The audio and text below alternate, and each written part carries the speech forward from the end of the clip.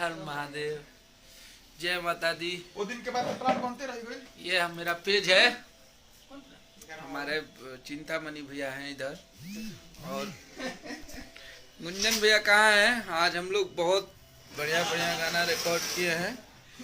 हम अपने पेज से लाइव हैं। भैया ऐसे करे, सीधा ऐसे करे। नहीं, उसी तरह।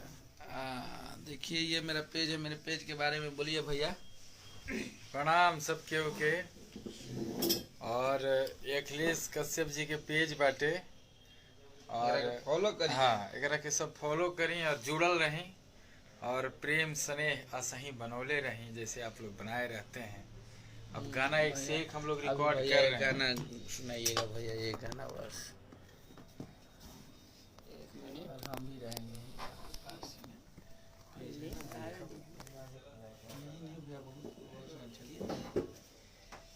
हम लोग आज 2-3 गाना रिकॉर्ड किए हैं बरियार एकदम, जो कि आप सबके बीच में बहुत जल्द आएगा, यानी परसों तरसों तक एक गाना तो रिलीज हो ही जाएगा। हाँ। और अखिलेश भाई कहीं नहीं गए और होली भी किए हैं, होली के भी बारे में बताइए। हाँ, होली भी हुआ है, जबरदस्त होली, जो कि समय से आएगा। अभी तो पहले आप सब क्योंकि नए साल की ढेर सारी शुभकामनाएं, क्योंकि बहुत जल्द आने वाला है नया साल।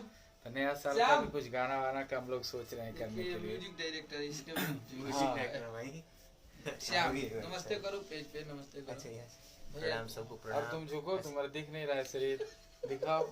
मुटिया बजे तनी हम मोबाइल एक श्याम है, श्याम। एक सैड सॉन्ग गा दीजिए अमित यादव। बिल्कुल बिल्कुल गा दीजिए भैया। तोरा बिना दुनिया, ये वाला।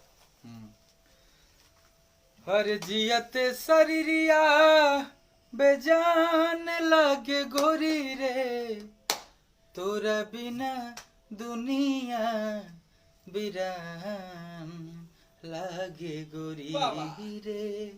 हाँ हाँ हाँ। ये और अभी बहुत सारा सैड सॉन्ग भी रिकॉर्ड हुआ है, अखिलेश भाई लिखे हैं। और हम लोग सब भाई पे आप लोग प्रेम स्नेह ऐसे ही बनाए रखिए, सभी भाइयों पे। क्या बात है, बहुत अच्छा। कब आएगा भैया न्यू ईयर का? हाँ भाई आइए। चलिए प्रणाम। फिर अब बात करिए अखिलेश भैया से। अखिलेश भाई बात करिए। ई नया से फोटो फॉलो करवा भैया। एगो गाना गा दीजिए भैया कि अरे रे मोरी चांद के डोलिया में जन ले जाए कहाँ वाला गा दीजिए। सुना होता हमरो तयाज संसार। और कैसे बात? अखिए के सोझा बिछड़ा, वाह वाह। अखिए के सोझा बिछड़ा तैयार, अरे के करा से बोलब हसब बतियाइब, उहे एगो रही हमार। अरे रे मोरी जान के, अरे रे मोरी चांद के डोलिया में जनी ले जाए कहा। अरे रे मोरी जान के डोलिया में जनी ले जा कहा। चलिए, तो ये गाना आप लोग सुनबे किए हैं और बाकी सब गाना आ रहा है। हमारे भैया चिंतामणि जी हैं, जो कि बहुत अच्छे इंसान है। हाँ, बहुत अच्छे प्यारो है। हाँ, प्यारो भी है और इंसान भी है, दोनों। बाकी नमस्कार। और आप सब ऐसे ही आशीर्वाद प्यार देते रही जाए। ये हमार अभी कहाँ बनी गुंजन भैया, ये भैया हैं पटना में आदिशक्ति फिल्म्स। और आप सब ऐसे ही मेरे पेज को आप सब बहुत सारा आशीर्वाद प्यार दीजिए। और पवन भैया को गाना बिल्कुल देंगे, सबको देंगे भाई। आप सब ऐसे आशीर्वाद प्यार स्नेह देते रहिए अपने भाई को।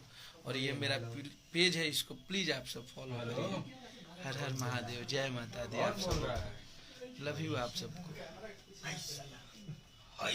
अरविंद राज रंजन मेरे भाई, अलबेला तफजुल जी, लव यू मेरे भाई, सबको प्रणाम नमस्कार मेरे भाई। आप सब ऐसे ही, भैया का गाना रिकॉर्ड हुआ है गुंजन भैया का, जो कि बहुत बड़े लेवल का गाना है, आ रहा है फाड़ के रख देगा एकदम। लव यू सबके।